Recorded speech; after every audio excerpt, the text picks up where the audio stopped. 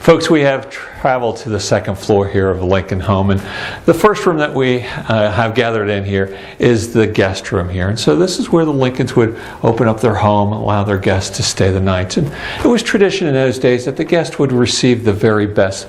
You're actually going to see some items in this very room here that did belong to the Lincolns, such as this bed right here. It's the only bed in the home that was here during the Lincolns' time frame. The rocker before me, the chase lounge or fainting couch is theirs, as well as the dresser on the far right-hand side here.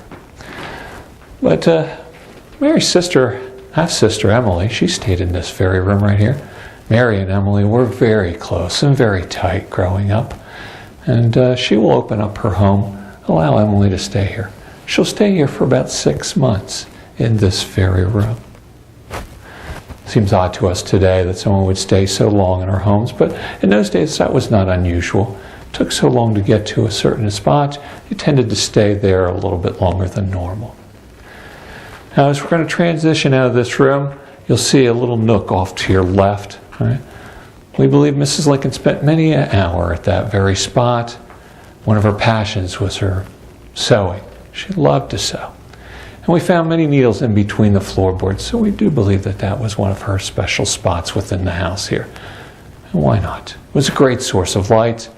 Plus, she could see what was happening right in her very neighborhood, have an understanding what was happening outside. Once you're done checking out the nook area, you can continue on into Mr. Lincoln's room, and we'll join up there.